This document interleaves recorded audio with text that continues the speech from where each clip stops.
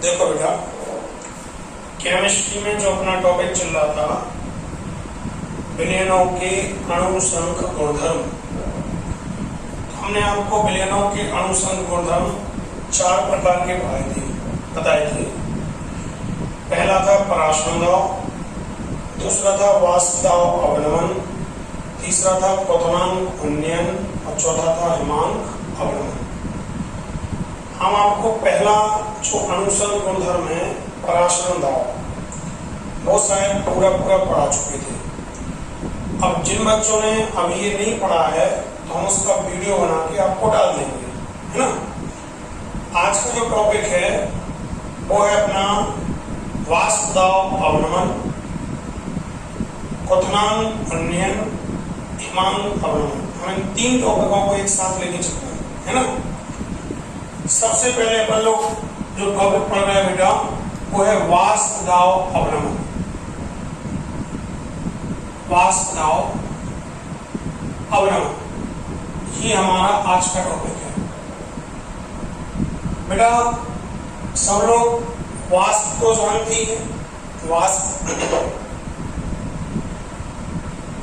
जब कोई द्रव अपनी द्रव अवस्था को छोड़कर गैस की अवस्था में जाता है तो उसकी वह अवस्था वाष्प की अवस्था कहलाती है। क्या बोला? जब कोई द्रव अपनी द्रव अवस्था को छोड़कर वाष्प की अवस्था में जाता है तो वह अवस्था उसकी वाष्प अवस्था कहलाती है। जैसे जल है, जल अपनी द्रव की अवस्था को छोड़कर जब वाष्प की अवस्था में जाता है तो उसको हम लोग क्या बोलते हैं? जलवाष्प कहते हैं। कहते हैं जलवाष्प। तो ध्यान देना, जब कोई द्रव अपनी द्रव अवस्था को छोड़कर वाष्प गैस की अवस्था में जाता है, कौन सी अवस्था में? गैस की अवस्था में, तो उसकी यह अवस्था वाष्प की अवस्था कहलाती है ना। और द्रव का वाष्प में परिवर्तित होना वाष्पन की क्रिया कहलाती है। द्रव का वाष्प में परिवर्तित होना वाष्पन की क्रिया कहलाती है। क्लियर है? जल से हमें क्या प्राप्त होगा? जल से हमें जलवाष्प प्राप्त होगी, ठीक है ना। ये क्रिया कौन सी कहलाएगी? ये क्रिया वाष्पन की क्रिया कहलाएगी। हम आपको एक सिंपल सी चीज बताना चाहते हैं कि वाष्पन की जो क्रिया है वो हर टेम्परेचर पर होती है। प्रत्येक टेम्परेचर पर वाष्पन की क्रिया होती है। आपको पता होगा कि हमारे घरों में कपड़े जो सूखते हैं वे वाष्पन की क्रिया के कारण ही सूखते हैं। सर्दियों में जब टेम्परेचर कम होता है तो वाष्पन की जो दर है वो कम होती है, इसलिए कपड़े देर में सूखते हैं। गर्मियों में जब टेम्परेचर ज्यादा होता है तो वाष्पन की दर ज्यादा होती है तो कपड़े जल्दी सूखते हैं, है ना। हम ये कहना चाह रहे हैं आपसे, वाष्पन की जो क्रिया होती है बेटा वो प्रत्येक टेम्परेचर पर होती है। बस वाष्पन की क्रिया टेम्परेचर पर डिपेंड करती है। जैसे जैसे टेम्परेचर क्या होगा? बढ़ेगा, तो वाष्पन की जो दर है वो क्या होगी? बढ़ेगी, है ना। सपोज करो कि हमने एक कमरे में एक गिलास में पानी को भर के रख दिया। हमें पता है कि हम पानी को भर के रख देंगे तो कुछ समय बाद या कुछ 1-2 दिन बाद गिलास थोड़ा सा खाली हो जाएगा। गिलास खाली क्यों हुआ? क्योंकि जो द्रव है वो जितना द्रव गिलास खाली हुआ उतने हिस्से का द्रव वाष्प में परिवर्तित हो गया। यानी कि रूम टेम्परेचर पर भी क्या होगा? वाष्पन की क्रिया होगी। हमारे रूम में पानी फैल जाता है, कुछ समय बाद वो सूख जाता है। कैसे सूख गया? द्रव जो है वो वाष्प में परिवर्तित हो गया, वाष्प में परिवर्तित होकर कमरा सूख जाएगा। यानी हम एक पॉइंट आपको क्लियर करना चाह रहे हैं केवल कि वाष्पन की जो क्रिया होती है वो प्रत्येक टेम्परेचर पर होती है। बस ये ध्यान रखना कि वाष्पन की क्रिया टेम्परेचर पर डिपेंड करती है। जैसे जैसे टेम्परेचर बढ़ेगा तो वाष्पन की दर बढ़ती जाएगी, यानी वाष्प की मात्रा क्या होती जाएगी? बढ़ती जाएगी। क्लियर है? ठीक। सुनो, जैसे हमने क्या किया कि एक बर्तन में जल को लिया, तो लो भैया ये एक बर्तन में हमने जल को ले लिया। हमने क्या किया कि इस बर्तन को चारों ओर से दूसरे बर्तन के द्वारा क्या कर दिया, कवर कर दिया, घेर दिया। अब आप खुद बताओ, प्रत्येक टेम्परेचर पर जैसे वाष्पन की क्रिया होती है तो यहां पर भी क्या होगी, वाष्पन की क्रिया होगी। द्रव के जो अणु हैं वो वाष्प में क्या होंगे, परिवर्तित होंगे। तो ये द्रव के जो अणु हैं वो वाष्प में क्या होंगे, परिवर्तित होंगे। चूंकि हमने इस बर्तन को चारों तरफ से घेर दिया है तो जो द्रव के अणु वाष्प में परिवर्तित होंगे वो इधर उधर नहीं जा पाएंगे, वो बर्तन में ही क्या होंगे, एकत्रित होंगे, है ना। अब वाष्प के जो अणु ऊपर जाकर एकत्रित हो गए, उनमें से कई अणु ऐसे होंगे जो बर्तन की दीवार से क्या होंगे, टकराएंगे। बर्तन की दीवार से टकराने पर पुनः द्रव में क्या हो जाएंगे, परिवर्तित हो जाएंगे।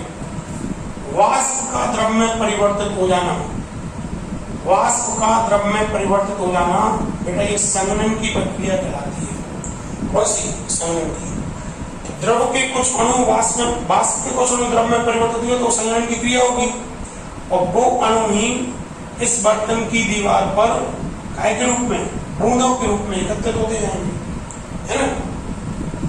तो यहाँ पर बेटा वाष्पन की क्रिया भी हो रही और संघनन की क्रिया भी हो रही, ठीक है। अब हम क्या कर रहे हैं, टेम्परेचर को इंक्रीज कर रहे हैं, टेम्परेचर को बढ़ा रहे हैं। जब हम टेम्परेचर को बढ़ाएंगे तो ये क्या होगा, हम टेम्परेचर को बढ़ा रहे हैं मतलब ऊर्जा दे रहे हैं। हमारे द्वारा दी गई ऊर्जा द्रव के अणुओं को मिलेगी। किसको मिलेगी, द्रव के अणुओं को।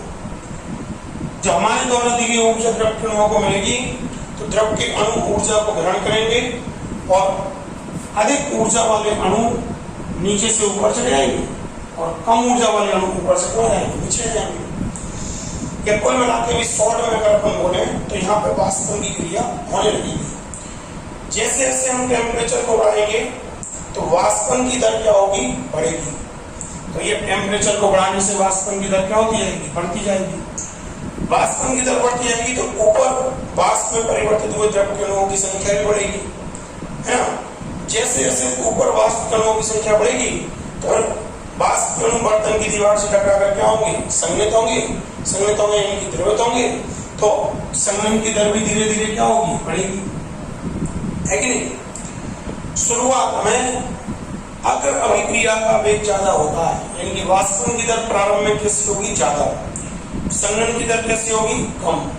लेकिन कुछ समय बाद एक स्थिति ऐसी आएगी कि संघनन की दर भी धीरे धीरे क्या होती जाएगी, बढ़ती जाएगी। लगातार संघनन की दर क्या होती जाएगी, बढ़ती जाएगी। और कुछ समय बाद एक अवस्था ऐसी आएगी कि वाष्पन की दर संघनन की दर के क्या हो जाएगी, बराबर। यानी कि इस अवस्था में द्रव के जितने अणु वाष्प में परिवर्तित होंगे लगभग उतने ही अणु द्रव में क्या होने लगेंगे, परिवर्तित होने लगेंगे। एक अवस्था ऐसी आ जाएगी यहाँ पर। इस अवस्था में बेटा वाष्पन और संघनन की साम अवस्था में, इसको अपन कौन सी अवस्था बोलेंगे, वाष्पन और संघनन की जो भी क्रिया चल रही थी हम उसकी साम अवस्था बोलेंगे। इस अवस्था में वाष्प में परिवर्तित हुए जो द्रव के अणु हैं, वाष्प में परिवर्तित हुए द्रव के अणु वे द्रव की ऊपरी सतह पर एक प्रकार के दाब को क्या करेंगे, आरोपित करेंगे। इस अवस्था में वाष्प के जो अणु हैं द्रव की ऊपरी सतह पर एक प्रकार के दाब को क्या करेंगे, आरोपित करेंगे, और वाष्प के अणुओं द्वारा द्रव की ऊपरी सतह पर पड़ने वाला यह दाब ही विलयन का क्या कहलाएगा, वाष्प दाब कहलाएगा। क्या कहलाएगा, वाष्प दाब। बोलो क्लियर हुआ। एक बार जरा दोबारा देखो, हमने क्या किया, एक बर्तन में द्रव को लिया, उस द्रव को हमने चारों तरफ से एक दूसरे बर्तन से कवर कर दिया। अब हम बर्तन में लिए गए द्रव को धीरे धीरे क्या कर रहे हैं, गर्म कर रहे हैं। जब हम बर्तन में लिए गए द्रव को धीरे धीरे गर्म करेंगे तो यहाँ पे कौन सी क्रिया होगी, वाष्पन की क्रिया होगी, और द्रव के अणु काय बदलेंगे, वाष्प में बदलेंगे, है ना।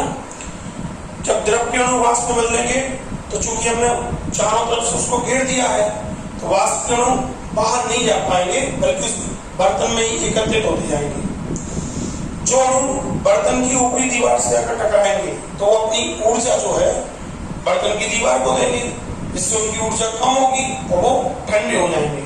यानी कि वाष्प पुनः काय में परिवर्तित होगी बेटा, द्रव में परिवर्तित होगी और द्रव की छोटी छोटी बूंदों के रूप में बर्तन की ऊपरी दीवार पर जाकर क्या हो जाएगी, एकत्रित हो जाएगी। इस क्रिया को कौन सी क्रिया कहेंगे, संघनन की क्रिया कहेंगे। मतलब यहाँ पर कितनी क्रियाएं चल रही, दो, वाष्पन भी चल रही और संघनन भी चल रही। लेकिन ध्यान देना प्रारंभ में वाष्पन की दर कैसी होगी, अधिक होगी, संघनन की दर कैसी होगी, कम। यानी कि अधिक से अधिक अणु काय बदलेंगे, वाष्प में बदलेंगे, लेकिन कम अणु अभी काय बदल रहे, पुनः द्रव में बदल रहे। लेकिन कुछ समय बाद जब यहाँ पे वाष्प की मात्रा अधिक हो जाएगी तो वाष्प की मात्रा के अधिक होने पर अब संघनन की दर भी क्या होगी, बढ़ेगी। लगभग संघनन की दर में धीरे धीरे क्या हो जाएगी, बढ़ती जाएगी। यानी कि अधिक से अधिक अणु बर्तन की दीवार से टकराएंगे या आपस में टकराएंगे तो ठंडे होकर द्रव की बूंदों के रूप में पुनः क्या होंगे, परिवर्तित होंगे। कुछ समय बाद एक अवस्था ऐसी आएगी कि जब वाष्पन और संघनन की जो दर है वो लगभग एक दूसरे के क्या हो जाएंगी, बराबर हो जाएंगी। जिस अवस्था में वाष्पन और संघनन की दर एक दूसरे के क्या हो जाए, बराबर हो जाए, उस अवस्था में वाष्प में परिवर्तित हुए जो द्रव के अणु हैं वे द्रव की ऊपरी सतह पर एक प्रकार के दाव को करते हैं, आरोपित करते हैं और वाष्प में परिवर्तित हुए द्रव के अणुओं द्वारा द्रव की ऊपरी सतह पर डाले जाने वाले दाव को ही हम उस द्रव का या उस विलयन का क्या कहते हैं, वाष्प दाव कहते हैं। बोलो बेटा समझ में। मेन डेफिनेशन इतनी सी है कि होने वाली वाष्पन और संघनन की उत्क्रमणीय अभिक्रिया, होने वाली वाष्पन और संघनन की उत्क्रमणीय अभिक्रिया की साम्य अवस्था में, उत्क्रमणीय अभिक्रिया की साम्य अवस्था में वाष्प में परिवर्तित हुए द्रव के अणुओं के द्वारा द्रव की ऊपरी सतह पर डाले जाने वाले दाव को हम उस विलयन का क्या कहते हैं, वाष्प दाव कहते हैं। क्या कहते हैं, वाष्प दाव कहते हैं। बोलो क्लियर है। एक टॉपिक हो गया अपना वाष्प दाव। नेक्स्ट टॉपिक है अपना वाष्प दाव अवनमन। क्या है, वाष्प दाव अवनमन। ध्यान देना बेटा, जब किसी, जैसे कोई विलायक है हमारे पास, विलायक है मतलब कोई द्रव है ना, तो इसका अपना एक निश्चित क्या होगा बेटा, वाष्प दाव होगा। हमारे पास सपोज करो कि कोई विलायक है द्रव अवस्था में, तो उस विलायक का अपना क्या होगा, वाष्प दाव होगा। क्लियर। हम इस विलायक में किसी अवाष्पशील विलेय की थोड़ी सी मात्रा को मिला रहे हैं। हम इस विलायक में काय को मिला रहे हैं बेटा, किसी अवाष्पशील विलेय की थोड़ी सी मात्रा को मिला रहे हैं। जब हम विलायक में अवाष्पशील विलेय को मिलाएंगे तो हमें पता है कि हमें उसके विलयन की क्या हो जाएगी, प्राप्ति हो जाएगी, है कि नहीं। ध्यान देना, जो विलयन बनेगा इस विलयन का भी अपना क्या होगा, वाष्प दाव होगा। इस विलयन का भी अपना क्या होगा, वाष्प दाव होगा। ऐसा देखा गया है कि जब हम किसी विलायक में किसी अवाष्पशील विलेय की थोड़ी सी मात्रा को मिलाकर उसके विलयन का निर्माण करते हैं तो इस प्रक्रिया में सदैव उसके वाष्प दाव में कुछ ना कुछ क्या हो जाती है, कमी आ जाती है, कुछ ना कुछ कमी आ जाती है।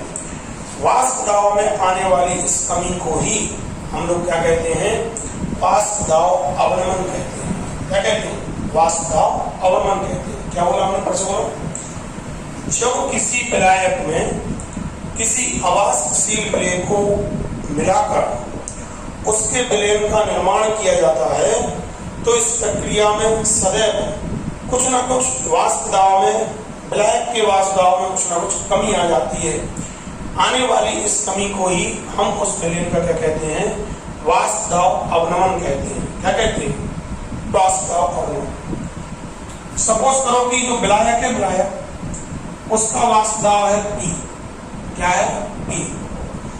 जो विलयन वाला, विलयन का वाष्प दाब कितना है? PS। विलायक का वाष्प दाब कैसा होगा? विलायक का वाष्प दाब होगा अधिक, और विलयन का वाष्प दाब कैसा होगा? विलयन का वाष्प दाब होगा कम।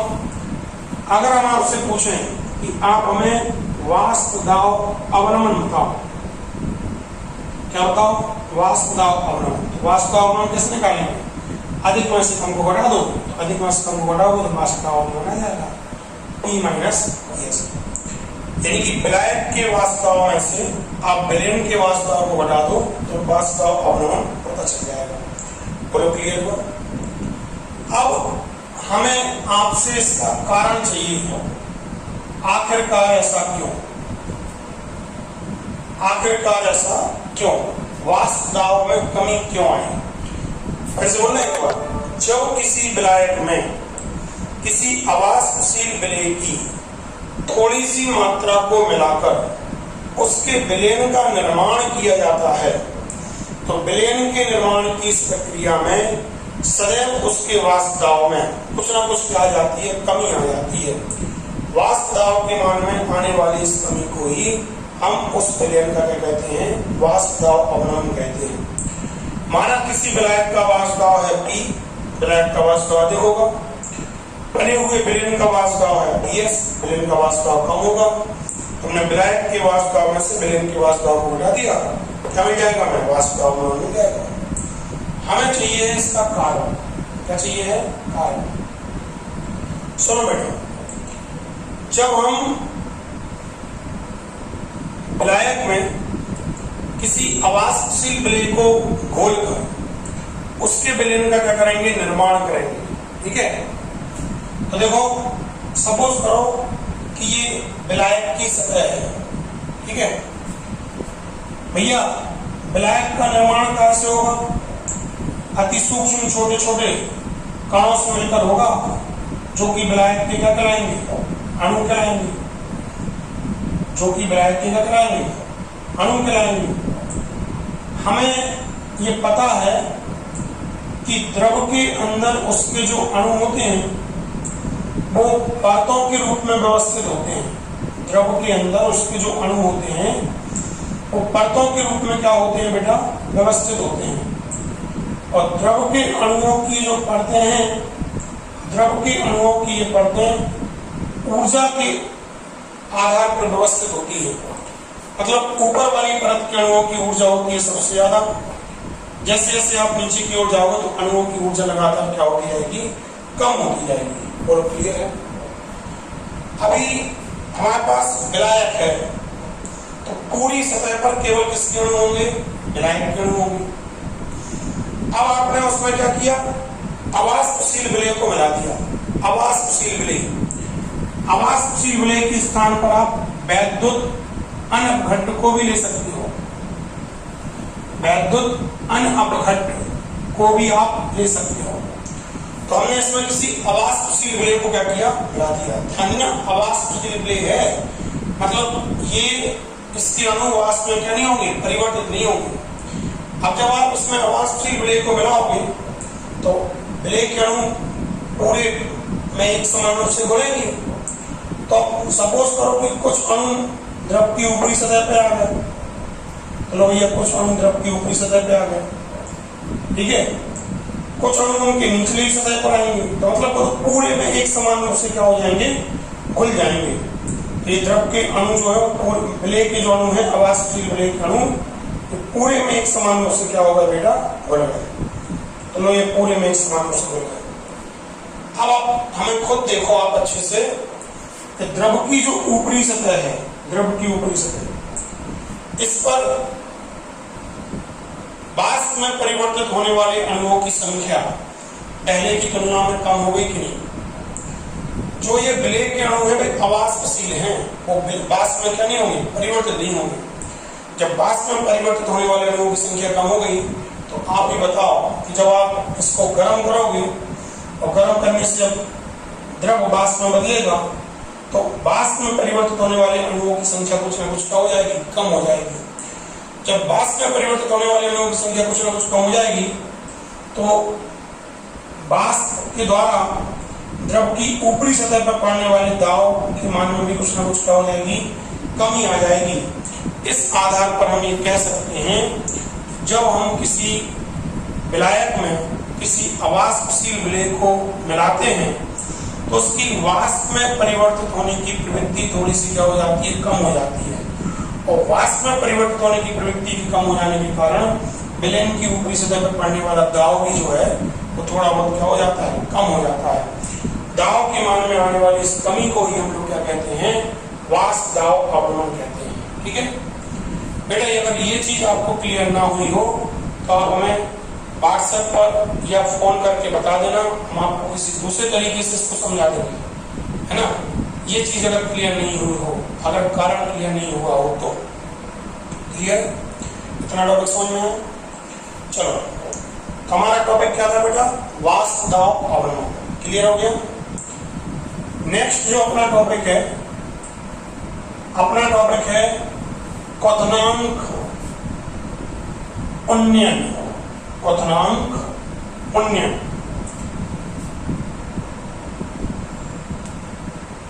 क्वथनांक उन्नयन।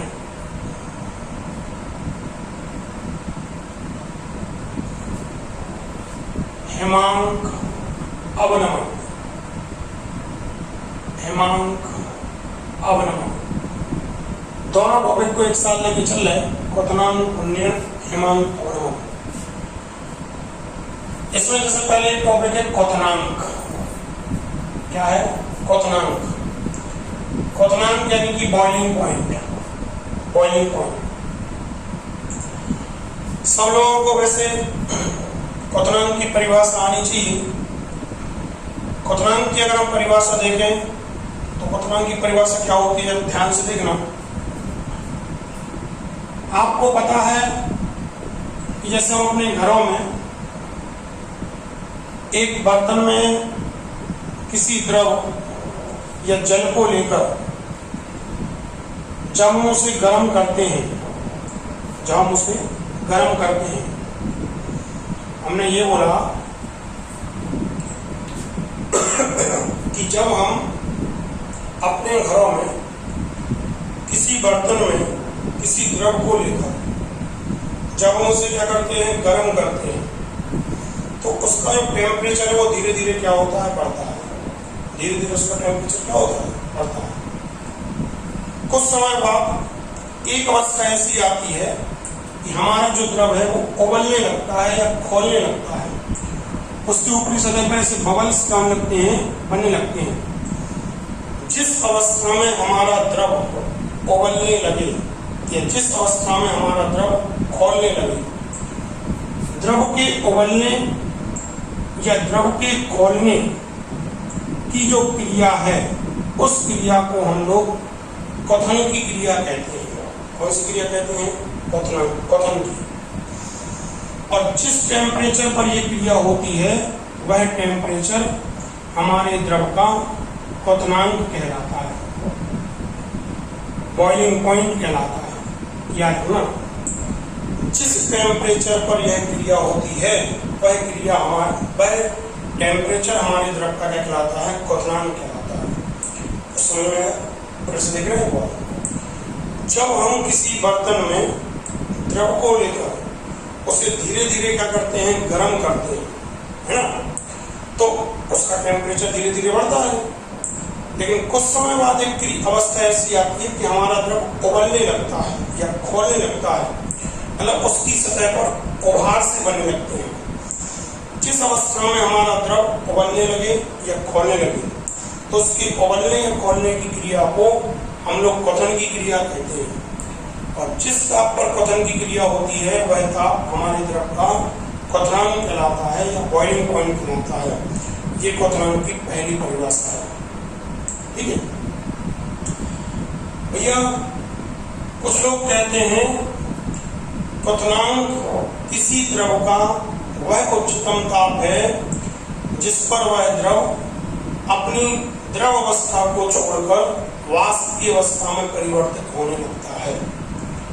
क्या कहते हैं कुछ लोग, क्वथनांक किसी द्रव का वह उच्चतम ताप है जिस पर वह द्रव अपनी द्रव अवस्था को छोड़कर वाष्प की अवस्था में परिवर्तित होने लगता है, द्रव का वह उच्चतम ताप उसका क्या कहलाता है? क्वथनांक कहलाता है। ये जो परिभाषा है, ये परिभाषा बिल्कुल गलत है, क्योंकि हमने तुम्हें कुछ समय पहले ही बताया कि वाष्पन की जो क्रिया होती है वो प्रत्येक टेम्परेचर पर होती है। अंतर इतना है कि वाष्पन की क्रिया पर ताप का प्रभाव पड़ता है, और जैसे जैसे टेम्परेचर बढ़ता है तो वाष्पन की दर बढ़ती जाती है। मतलब अगर टेम्परेचर कम है तो वाष्पन कम होगा, टेम्परेचर बढ़ेगा तो वाष्पन बढ़ेगा। जैसे जैसे टेम्परेचर बढ़ता जाएगा तो वाष्पन भी क्या हो जाएगा? बढ़ता जाएगा। क्लियर है ना भाई बात? तो ध्यान रखना, ये परिभाषा गलत है। सही परिभाषा क्या है? सही परिभाषा ये है, किसी द्रव का वह उच्चतम ताप जिस पर उस द्रव के वाष्पन की दर अधिकतम होती है, जिस पर उस द्रव के वाष्पन की दर अधिकतम होती है, वह ताप उस द्रव का क्या कहलाता है? क्वथनांक कहलाता है। क्या बोली हमने दूसरी परिभाषा? किसी द्रव का वह उच्चतम ताप जिस पर उस द्रव के वाष्पन की दर अधिकतम होती है, वह उस द्रव का क्या कहलाता है? क्वथनांक कहलाता है। बोले बड़े समझ में आएगा? ठीक। कितनी परिभाषा हुई? दो। पहली क्या थी? किसी द्रव का वह उच्चतम ताप जिस पर वह द्रव उबलने लगता है या खोलने लगता है, अर्थात जिस ताप पर हमारे द्रव में क्या होने लगे? क्वथन की क्रिया होने लगे, वह ताप उसका क्या कहलाता है? क्वथनांक कहलाता है। दूसरी परिभाषा है, किसी द्रव का वह उच्चतम ताप जिस पर उस द्रव के वाष्पन की दर अधिकतम हो जाती है, वह उस द्रव का क्वथनांक कहलाता है। तीसरी परिभाषा और हम आपको बता रहे हैं, किसी द्रव का वह उच्चतम ताप, किसी द्रव का वह उच्चतम ताप जिस पर उस द्रव का वाष्प दाब, जिस पर उस द्रव का वाष्प दाब, किसी द्रव का वह उच्चतम ताप जिस पर उस द्रव का वाष्प दाब वायुमंडलीय दाब के बराबर हो जाता है कि बेटा? वायुमंडलीय दाब के बराबर हो जाता है, वह उस द्रव का क्या कहलाता है? क्वथनांक कहलाता है। किसी द्रव का वह उच्चतम ताप जिस पर उस द्रव का वाष्प दाब वायुमंडलीय दाब के क्या हो जाता है? बराबर हो जाता है, वह उस द्रव का क्या कहलाता है? क्वथनांक कहलाता है। इस तरीके से हमने तुम्हें क्वथनांक की 3 परिभाषाएं बता दी। क्लियर है? अब हमारा टॉपिक है क्वथनांक उन्नयन। क्या है बेटा? क्वथनांक उन्नयन। ध्यान देना, जैसे हमारे पास मान लो कोई विलायक है। क्या है बेटा? विलायक। हमने इस विलायक में किसी अवाष्पशील विलेय को मिलाया,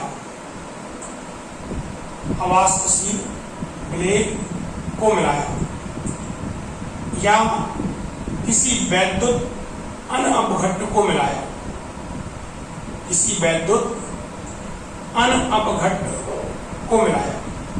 ठीक है?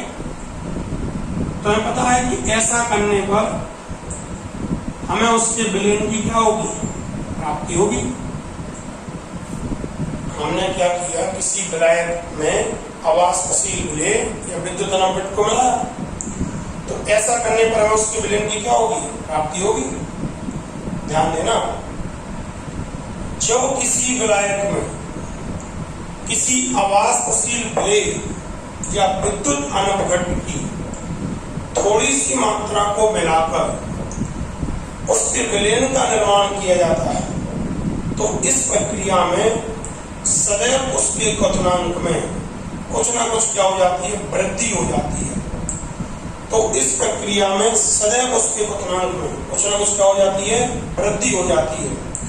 क्वथनांक में होने वाली वृद्धि को ही हम उस विलयन का क्या कहते हैं? क्वथनांक उन्नयन कहते हैं। क्या कहते हैं? क्वथनांक उन्नयन कहते हैं। सुनो, जैसे हमारा विलायक है, मान लो कि हमारे विलायक का क्वथनांक क्या है? T। विलायक का क्वथनांक क्या है? T। जो विलयन बना, मान लो विलयन का क्वथनांक क्या है? TS। आपने बोला कि जब किसी विलायक में किसी अवाष्पशील विलेय या विद्युत अपघट्ट को मिलाकर उसके विलयन का निर्माण किया जाता है, तो इस निर्माण की क्रिया में सदैव उसके क्वथनांक में कुछ न कुछ वृद्धि हो जाती है, और क्वथनांक में होने वाली वृद्धि को ही हम क्या कहते हैं, क्वथनांक उन्नयन कहते हैं। तो विलयन का क्वथनांक कैसा होगा? ज्यादा। विलायक का क्वथनांक कैसा होगा? कम। अगर हम आपसे बोले कि आप हमें क्वथनांक उन्नयन का मान बताओ, काय का मान बताओ, क्वथनांक उन्नयन का मान बताओ। अब ये अधिक में से कम को घटा दो, क्वथनांक उन्नयन को हम लोग लिख रहे हैं डेल्टा टी से। इसको कैसे निकालेंगे? PS माइनस में T। तो क्वथनांक उन्नयन से निकलेगा डेल्टा T बराबर TS माइनस में T। बोलो क्लियर है? क्या समझ में आई? ठीक है। यार हमें इसका रीजन चाहिए, आखिरकार क्वथनांक में वृद्धि क्यों होती है? आखिरकार क्वथनांक में वृद्धि क्यों होती है? ध्यान देना, इसका हम आपको जल्दी से कारण बता दें। अभी अभी हमने आपको एक टॉपिक पढ़ाया था कि पहले तो क्वथनांक की तीसरी परिभाषा क्या थी? क्वथनांक किसी द्रव का वह उच्चतम ताप है जिस पर उस द्रव का वाष्प दाब वायुमंडलीय दाब के क्या हो जाता है? बराबर हो जाता है। वह उस द्रव का कहलाता है, क्वथनांक कहलाता है। ये थी ना परिभाषा। सपोज करना, सपोज करो कि हमारे पास कोई विलायक है, ठीक है। विलायक का वाष्प दाब मान लो 560 है, कितना है? 560 मिमी में। सब लोगों को पता है कि जो वायुमंडलीय दाब होता है, वायुमंडलीय दाब वो 760 मिमी या एक वायुमंडल होता है। कितना होता है? 760 मिमी या एक वायुमंडल। हमने तुमसे कहा कि हमारे विलायक का जो क्वथनांक है, बॉइलिंग पॉइंट, वो 100 डिग्री सी है। कितना है? 100 डिग्री सी। हमारा जो विलायक है, विलायक का जो क्वथनांक है, हमने बोला 100 डिग्री सी है। इसका मतलब क्या होगा? अगर हम अपने विलायक को 100 डिग्री सी तक क्या करेंगे? गर्म करेंगे, तो उसका जो वाष्प दाब है 560 है ना, उसका जो क्या है? वाष्प दाब, वो बढ़कर वायुमंडलीय दाब के क्या हो जाएगा? बराबर हो जाएगा। यानी कि अगर हम अपने विलायक को बेटा 100 डिग्री सी ताप तक गर्म करेंगे तो उसका वाष्प दाब बढ़कर वायुमंडलीय दाब के बराबर हो जाएगा।